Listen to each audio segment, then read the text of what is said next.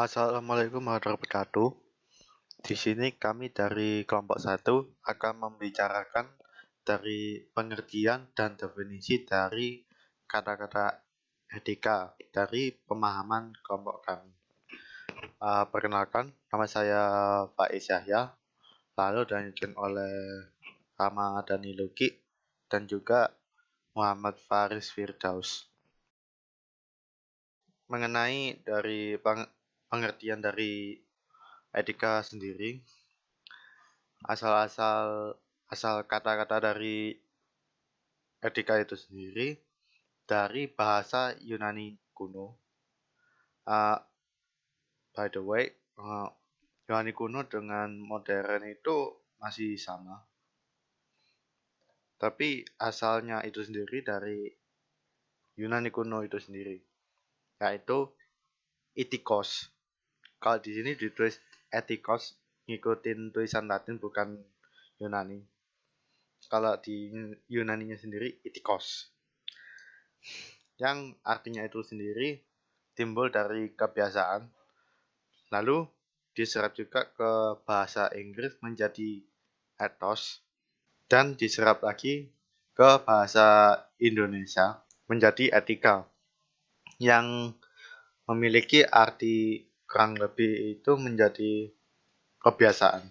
Menurut Burhanuddin Salam, definisi dari kata-kata etika ialah suatu ilmu filsafat yang membicarakan masalah perbuatan atau tingkah laku manusia, mana yang dapat dinilai baik dan mana yang dinilai buruk. Selanjutnya yaitu menurut Hamzah Yakub, etika adalah ilmu yang menyelidiki mana yang baik dan buruk dengan memperhatikan amal perbuatan manusia sejauh yang dapat diketahui oleh akal pikiran. Dan dari kedua definisi yang di atas tadi, hal yang diperhatikan di sini adalah etika itu sendiri tidak dibatasi pada perbuatan, bisa juga dari sisi moral.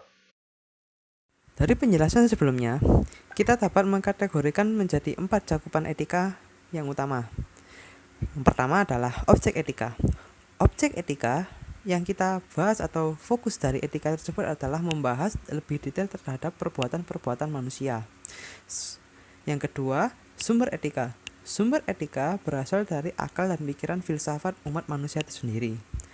Yang keempat, fungsi-fungsi etika. Nah, fungsi etika adalah sebagai parameter penilaian utama dari tingkah laku, semisal apa yang baik dan apa yang salah.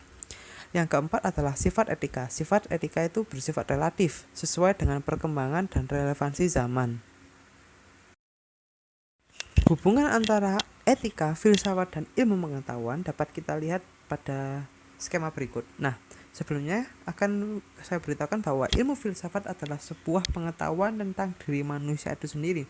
Semisal bagaimana keberadaan manusia atau eksistensi manusia pada dunia ini. Yang kedua, etika. Etika berasal dari filsafat dan dapat dikatakan sebagai bagian dari filsafat itu sendiri. Jika kita melihat diagram berikut, kita dapat melihat bahwa filsafat akan melahirkan sebuah etika atau kebiasaan, maksudnya etika yang ada di masyarakat, dan etika ini akan melahirkan sebuah ilmu pengetahuan. Nah, tapi kita bisa membalikannya menjadi ilmu pengetahuan dengan dengan manusia memahami ilmu pengetahuan, mereka juga akan memahami etika, dan bila mana mereka akan memahami etika, mereka juga akan memahami filsafat atau jati diri manusia itu sendiri. Adalah norma.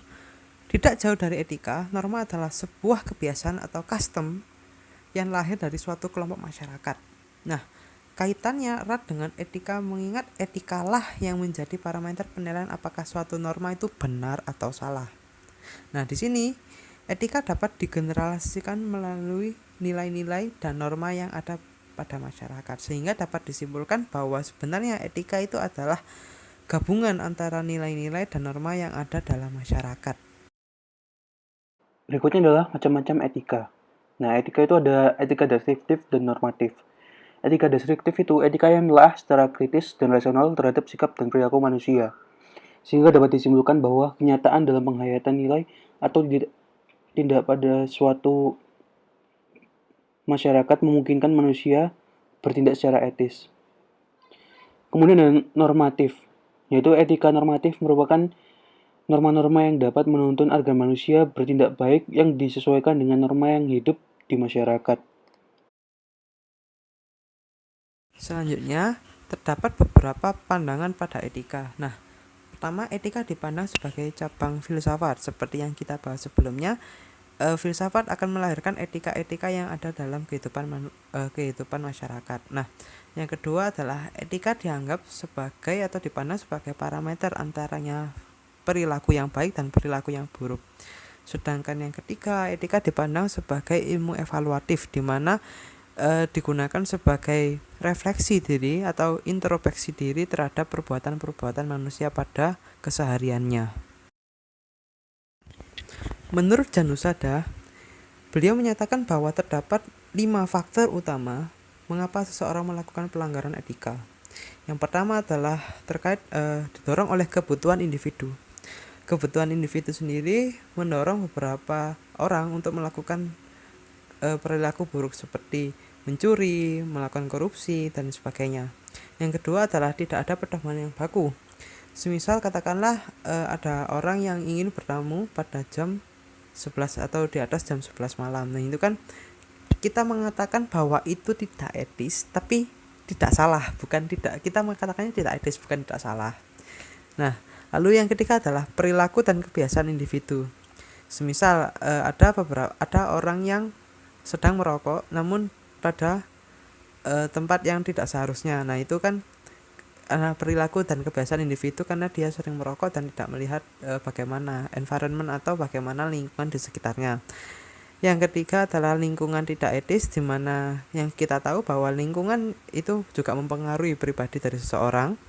Dan yang kelima adalah perilaku atasan. Semisal bila mana sebuah atasan atau atasan kita itu melakukan hal yang buruk, maka kita juga terbawa-bawa untuk melakukan hal yang buruk juga.